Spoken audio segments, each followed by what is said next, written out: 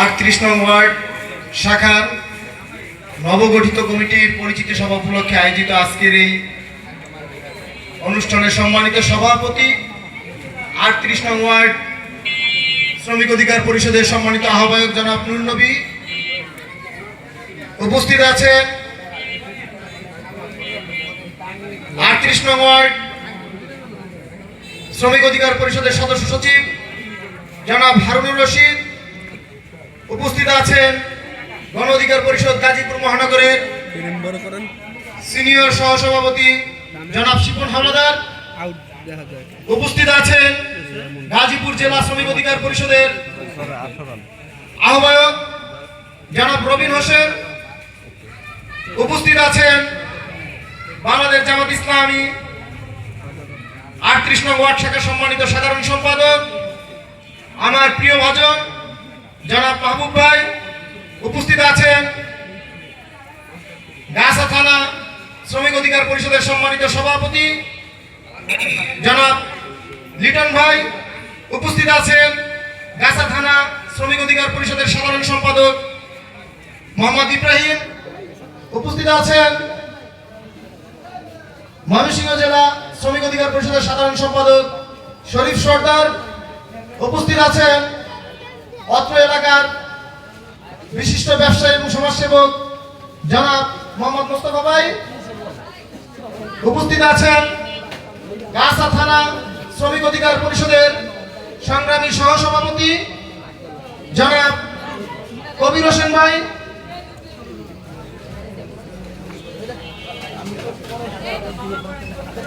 উপস্থিত আছেন 38 নং ওয়ার্ডের বিশিষ্ট সমাজসেবক দীপ্তি ভাই সহ উপস্থিত সবাইকে আমার সংগ্রামী সালাম এবং শুভেচ্ছা।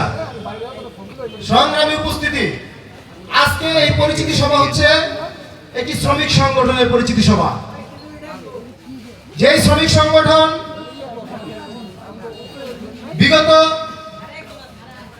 পোশাক শ্রমিকদের মজুরি বৃদ্ধির আন্দোলন,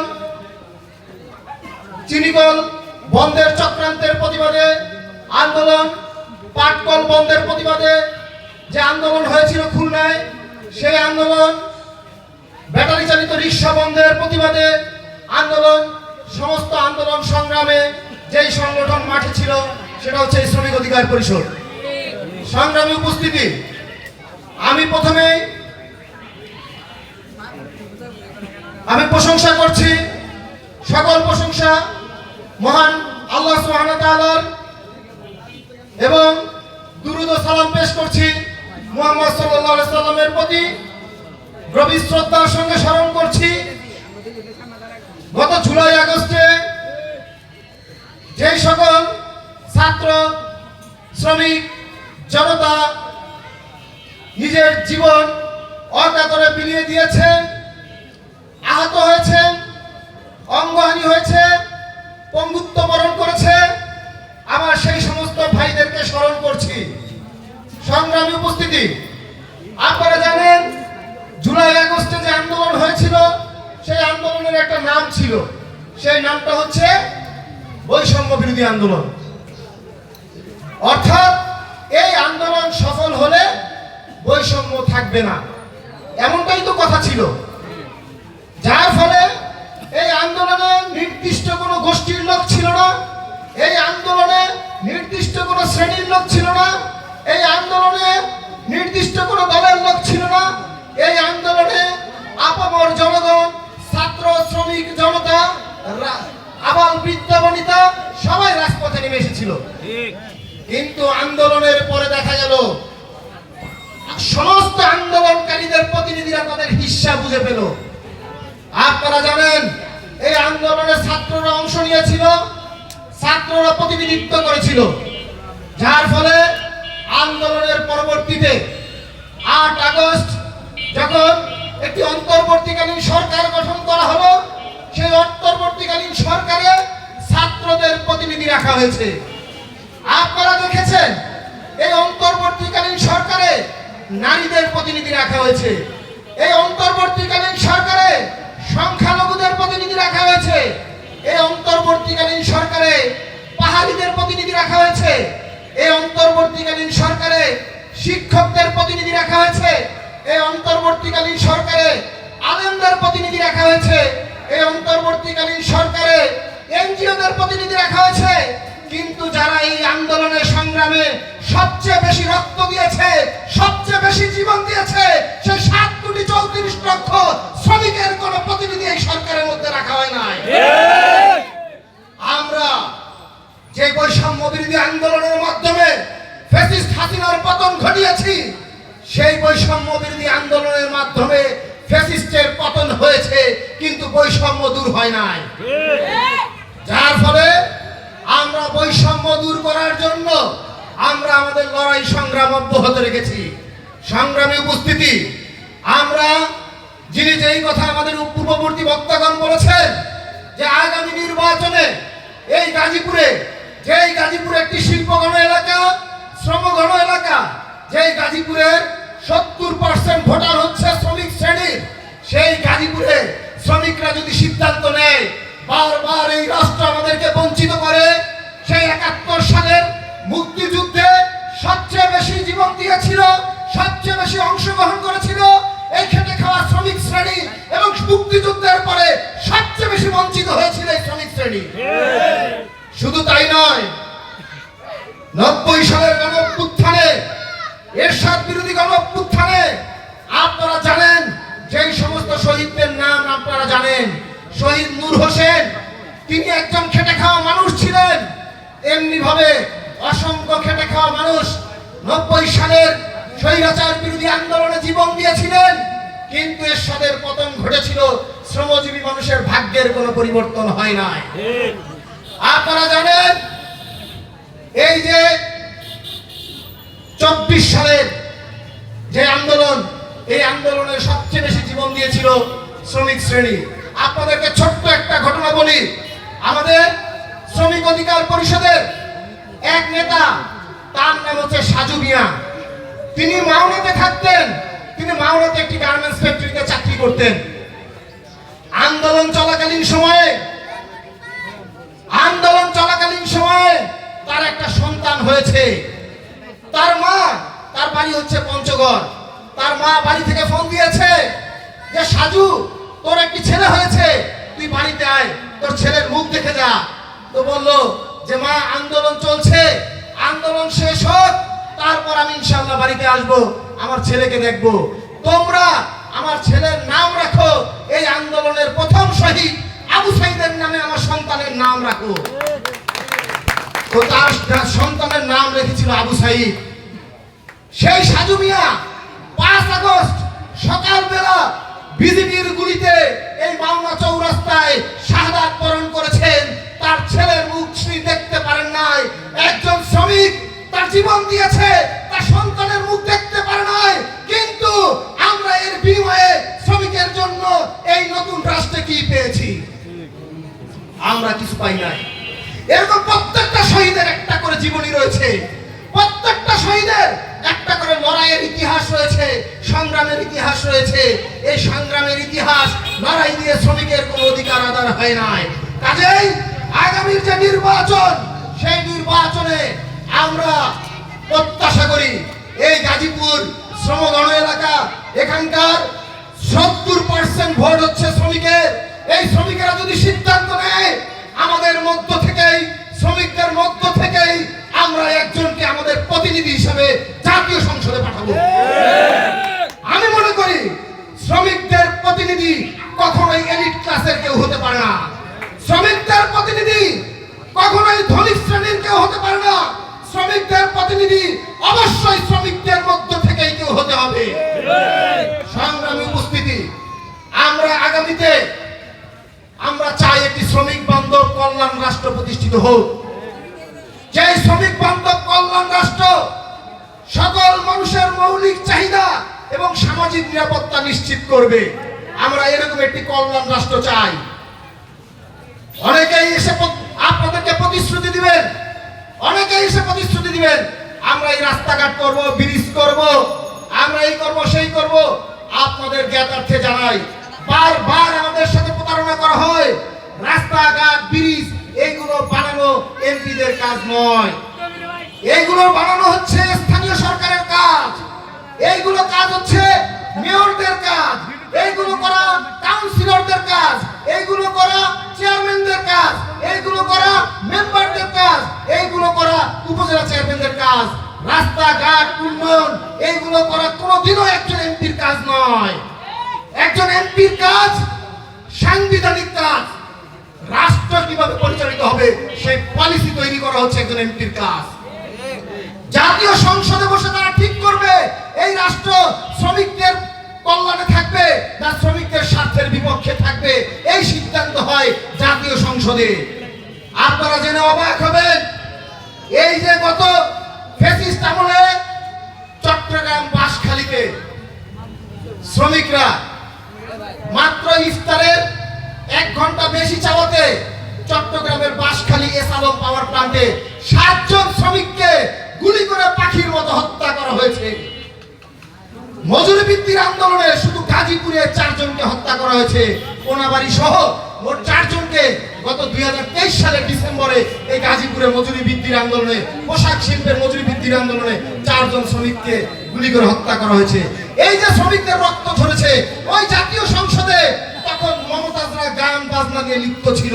সেইখানে শ্রমিকদের একজন প্রতিনিধিও ছিল না যে সংসদে দাঁড়িয়ে বলবে ওই বাঁশখালীতে যেই ভাইয়েরা নিহত হয়েছে তাদের এই বিচার, তাদের এই হত্যার বিচার করতে হবে। গাজীপুরে পোশাক শ্রমিকদের মজুরি বৃদ্ধির আন্দোলনে যেই শ্রমিক ভাইয়েরা নিহত হয়েছে, শহীদ হয়েছে, তাদের হত্যার বিচার করতে হবে, এই দাবি তোলার মতো একজন শ্রমিক প্রতিনিধিও ওই জাতীয় সংসদে ছিল না। আমরা চাই রাষ্ট্র যেন শ্রমিকদের পক্ষে পরিচালিত হয়, এরকম একটা শ্রমিক বান্ধব কল্যাণ রাষ্ট্র চাই। আর যেই রাষ্ট্রে আমাদের সকল মৌলিক চাহিদা নিশ্চিত করবে, আমাদের খাদ্য নিরাপত্তা নিশ্চিত করবে, আমাদের চিকিৎসা নিশ্চিত করবে। আপনারা এখানে যারা রয়েছেন প্রত্যেকেই হয় আত্মীয় স্বজন, বাবা মা, ভাই বোন, আত্মীয় স্বজন কাউকে না কাউকে নিয়ে আপনারা সরকারি হাসপাতালে গিয়েছেন। কি পরিমাণ অব্যবস্থাপনা আপনারা দেখেছেন। হাসপাতালের ফ্লোরে রোগী পড়ে থাকে দিনের পর দিন, একটা বেড পর্যন্ত পায় না। অথচ এই যে তাজউদ্দিন মেডিকেল কলেজ হাসপাতালে আপনারা জেনে অবাক হবেন, আপনারা এখানে 950 কোটি টাকা বরাদ্দ দেওয়া হয়েছিল শুধুমাত্র অবকাঠামো আর এই মেশিনারিজ কেনার জন্য। 950 কোটি টাকা। আপনারা একবার ভেবে দেখেন, 950 কোটি টাকা যদি কোনো হাসপাতালে খরচ হয়, সেই হাসপাতালের চিকিৎসা তো সিঙ্গাপুরের মাউন্ট এলিজাবেথের মতো হওয়া উচিত। কিন্তু আমরা সেখানে যখন যাই, আমাদেরকে ফেলে রাখা হয় হাসপাতালের সেই ফ্লোরে ফেলে রাখা হয়, বারান্দায় ফেলে রাখা হয়।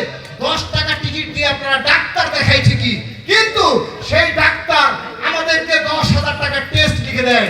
অথচ এই টেস্টগুলো করার কথা ছিল এই হাসপাতালে, কিন্তু এই সমস্ত গরিব মানুষকে চিকিৎসার নামে আজকে সর্বশান্ত করা হচ্ছে। আমরা আজকে দ্রব্যমূল্য, আপনাদের বেতন বাড়ে একবার বছরে, আর দ্রব্যমূল্য বৃদ্ধি পায় কয়বার? সকালে একবার, বিকালে একবার, সন্ধ্যায় একবার। আর বছরে বেতন বাড়ে একবার, আর দ্রব্যমূল্য বৃদ্ধি পায় বারবার। তাহলে আমরা চেয়েছিলাম কিছু মৌলিক পণ্য যেগুলো শ্রমিকরা, যেগুলো ছাড়া মানুষ চলতে পারে না, চাল, ডাল, তেল, আটা, ময়দা, এরকম কিছু মৌলিক পণ্য, যেই মৌলিক পণ্যের একটা সুনির্দিষ্ট দাম থাকবে।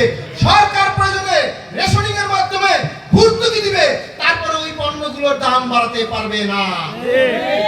আপনারা জেনে অবাক হবেন, দ্রব্যমূল্য বৃদ্ধি পায় আপনাদের জন্য, আমাদের জন্য, কিন্তু আর্মিরা যে রেশন পায় সেই রেশনের দাম বাড়ে না। বিজিবি যে রেশন পায় সেই রেশনের দাম বাড়ে না। পুলিশে যে রেশন পায় সেই রেশনের দাম বাড়ে না। তাহলে আমাদের শ্রমিকদের খাদ্যদ্রব্যের কেন দাম বাড়বে? শ্রমিকদের চাল, ডাল, আটা, ময়দা এরকম কয়েকটা পণ্যে সরকার ভর্তুকি দিয়ে হলো একটা স্থিতিশীল দাম রাখবে। এইটা আমাদের প্রত্যাশা একটা কল্যাণ রাষ্ট্রে। চিকিৎসা, খাদ্য, আমাদের শিক্ষা। আপনার উন্নত দেশে, এখানে যারা বিদেশে ছিলেন সবাই জানেন যে পৃথিবীর উন্নত দেশগুলোতে একজন শ্রমিকের সন্তান সেই বিশ্ববিদ্যালয়ে পড়াশোনা করতে পারে যে বিশ্ববিদ্যালয়ে ওই শ্রমিকের যে মালিক, সেই মালিকের সন্তান যে বিশ্ববিদ্যালয়ে পড়াশোনা করে। অর্থাৎ ওদের মধ্যে মালিক শ্রমিকের অবস্থান পারে, কিন্তু জীবন মানের কোনো পার্থক্য সেখানে থাকে না। আমরা এরকম একটি শিক্ষা ব্যবস্থা চাই, আমরা এরকম আবাসন আমরা চাই। শ্রমিকরা এই ঘিঞ্জি পরিবেশে, অস্বাস্থ্যকর নোংরা পরিবেশে যেন না থাকে। সমস্ত শ্রমজীবী মানুষের জন্য আবাসনের ব্যবস্থা চাই। আমরা এরকম রাষ্ট্র ব্যবস্থা চাই। আমরা চাই সামাজিক নিরাপত্তা। সামাজিক নিরাপত্তা কি জিনিস? সামাজিক নিরাপত্তা হচ্ছে একজন সরকারি চাকরিজীবী তার চাকরির মেয়াদ শেষ হলে একটা পেনশন পায় না? আপনারা জানলে অবাক হবেন, ইউরোপ, আমেরিকা সহ পৃথিবীর সমস্ত কল্যাণ রাষ্ট্রে একজন রাস্তা যিনি ঝাড়ু দেয়, একজন যিনি শ্রমিক, একজন খেটে খাওয়া মানুষ যারা সরকারি চাকরি করে না, অপ্রাতিষ্ঠানিক শ্রমিক, তারাও সরকারের কাছ থেকে একটা নির্দিষ্ট বয়সের পরে পেনশন সুবিধা পায়। প্রত্যেকটা কল্যাণ রাষ্ট্রে পায়। আমরা চাই এই দেশের সকল শ্রমজীবী মানুষ জীবনের শেষ প্রান্তে এসে সন্তানদের উপর যেন নির্ভরশীল হতে না হয়। প্রত্যেকটা শ্রমজীবী মানুষকে যেন পেনশন সুবিধা দেওয়া হয়। এবং গত 17 বছরে 18 লক্ষ কোটি টাকা পাচার করা হয়েছে। এই অর্থ যদি পাচার করা না হতো, এই দেশের সমস্ত খেটে খাওয়া মানুষকে পেনশন সুবিধা দিলেও এই টাকা শেষ হতো না। সংগ্রামী উপস্থিতি, আমরা চাই একজন শ্রমিকের সন্তান কষ্ট করে পড়াশোনা করে, পড়াশোনার পরে চাকরি হয় না। পৃথিবীর সমস্ত উন্নত দেশে একজন বেকার শিক্ষিত যুবক, তার যদি চাকরির ব্যবস্থা সরকার করতে না পারে, তাকে বেকার ভাতা দিতে হয়। এটা হচ্ছে কল্যাণ রাষ্ট্রের বৈশিষ্ট্য। কিছুদিন আগে আমরা এরকম একটা প্রতিশ্রুতির কথা শুনেছি। জামাত ইসলামের যে সেক্রেটারি জেনারেল আছে গোলাম পরওয়ার সাহেব, উনি বলেছেন প্রত্যেকটা শিক্ষিত যুবককে আমরা চাকরি দেব, যদি চাকরি না দিতে পারি আমরা বেকার ভাতা দিব। এই প্রতিশ্রুতি, এইটাই হচ্ছে কল্যাণ রাষ্ট্রের প্রতিশ্রুতি।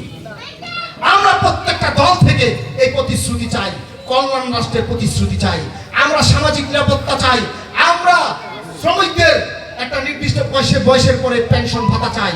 আমরা শ্রমিকদের জন্য এমন চিকিৎসা চাই যে শ্রমিকরা শুধু 10 টাকা দিয়ে টিকিট দিয়ে চিকিৎসা করাবে না, তাদেরকে 10 টাকা দিয়ে চিকিৎসা করাবে, পাশাপাশি বিনামূল্যে তাদের সমস্ত পরীক্ষা নিরীক্ষা ওই হাসপাতালে হবে। যাদের ওষুধ কেনার সামর্থ্য না থাকে তাদের ঔষধ দেবে ওই হাসপাতাল থেকে। আমরা এরকম চিকিৎসা ব্যবস্থা চাই। আমরা চাই যে ন্যায্য মজুরি চাই। আমরা সকলের জন্য কর্মসংস্থান চাই। এটা হচ্ছে কল্যাণ রাষ্ট্রের বৈশিষ্ট্য। আমরা আগামী সংসদে যদি শ্রমিকদের প্রতিনিধি হয়ে আমরা যদি সংসদে যেতে পারি, আমরা প্রতিশ্রুতি দিচ্ছি, রাস্তাঘাটের কোনো প্রতিশ্রুতি দিচ্ছি না, ব্রিজ নির্মাণের কোনো প্রতিশ্রুতি দিচ্ছি না, ফ্লাইওভার নির্মাণের প্রতিশ্রুতি দিচ্ছি না। আমরা প্রতিশ্রুতি দিচ্ছি প্রতিটি শ্রমিকের, প্রতিটি মানুষের কর্মসংস্থানের ব্যবস্থা করব, নচেৎ বেকার ভাতা দিব। আমরা প্রতিশ্রুতি দিচ্ছি সকল মানুষের, বিশেষ করে শ্রমজীবী মানুষের ফ্রি চিকিৎসার ব্যবস্থা করব, ফ্রি প্যাথোলজি টেস্টের ব্যবস্থা করব, ফ্রি ঔষধের ব্যবস্থা করব। আমরা প্রতিশ্রুতি দিচ্ছি উচ্চ শিক্ষা পর্যন্ত এই শ্রমজীবী মানুষের সন্তানেরা বিনামূল্যে যাতে শিক্ষা গ্রহণ করতে পারে, আমরা সেই প্রতিশ্রুতি দিচ্ছি। আমরা প্রতিশ্রুতি দিচ্ছি প্রত্যেকটা বেকার যুবককে চাকরি না দিতে পারলে বেকার ভাতার প্রতিশ্রুতি দিচ্ছি। প্রত্যেকটা শ্রমজীবী মানুষকে নির্দিষ্ট বয়সের পরে পেনশন দেওয়ার প্রতিশ্রুতি দিচ্ছি। আমরা শ্রমিক বান্ধব একটি কল্যাণ রাষ্ট্রের প্রতিশ্রুতি দিচ্ছি। ভাওতাবাজির রাজনীতির কাছে আপনারা আর হার মানবেন না। দিন বদলে গেছে, দিন বদলের বইছে হওয়া। কল্যাণ রাষ্ট্র প্রথম চাওয়া, দিন বদলের কিন্তু ভাবা বইছে, যার প্রমাণ আপনারা ডাকসুতে দেখেছেন, আপনারা গণবিশ্ববিদ্যালয়ে দেখেছেন কি অবস্থা। মানুষ নতুনত্ব চাচ্ছে, মানুষ পুরাতনকে ঝেড়ে ফেলছে, পুরাতন রাজনৈতিক বন্দোবস্ত মানুষ ঘৃণাভরে প্রত্যাখ্যান করছে। আপনাদেরকে বুঝতে হবে, ঢাকা বিশ্ববিদ্যালয়ের শিক্ষিত তরুণরা যেহেতু পুরাতন রাজনৈতিক বন্দোবস্তকে ছুঁড়ে ফেলে দিয়েছে, আমরাও ওই শিক্ষিত তরুণদেরকে অনুসরণ করতে পারি। আমরাও ওই পুরাতন রাজনীতি, বস্তা পচা নোংরা রাজনীতি আমরাও ছেড়ে ফেলে দিব ইনশাআল্লাহ। তো সবাইকে ঐক্যবদ্ধ হয়ে আমাদের এই পুরাতন বন্দোবস্তকে ছুঁড়ে ফেলে নতুন বন্দোবস্ত গ্রহণ করার আহ্বান জানিয়ে আমি আমার বক্তব্য শেষ করছি। সবাইকে ধন্যবাদ। আসসালামু আলাইকুম ওয়া রাহমাতুল্লাহ।